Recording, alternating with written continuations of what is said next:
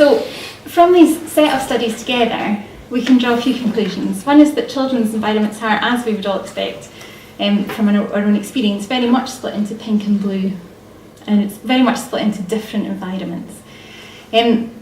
Number two, the children are able and do encode and internalise these associations, so they have their own beliefs about what's suitable for a boy and for a girl. Number three, when they get to adulthood, these colour gender associations can activate stereotypes. And finally, these stereotypes can influence person perception. Yeah.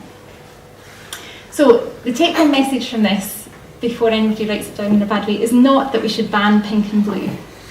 It's that if we artificially exaggerate the differences between boys and girls, then we create and exacerbate, exaggerate and strengthen gender stereotypes in a way that's really unhelpful if, as a society, we're trying to reduce gender stereotyping in adulthood.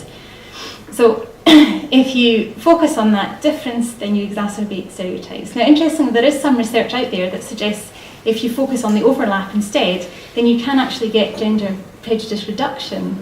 So there was a nice study done in the States a few years ago where they had teachers take a class for a month and perform one or two interventions. In the first intervention, they had the teacher remove references to boys and girls and remove reference to that intergroup difference. So instead of coming in the morning and saying good morning boys and girls, the teacher would come in the morning and say good morning children, because that's what they are. You don't need to point out that they're different sexes.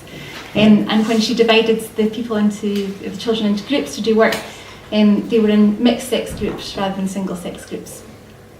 The teachers in the other condition were encouraged to use these gender labels and encourage a difference between the sexes. And they had a measurable difference on the children's attitudes by the end of the month. The children who had been encouraged to focus on the gender difference had a stronger gender prejudicial attitude at the end of the month. So there's research out there suggesting that this stuff has an impact, that if we continue to exacerbate differences rather than focusing on the huge overlap between the sexes, then that undermines the efforts that we seem to be making as a society to promote gender equality in adulthood. And that's my message for today.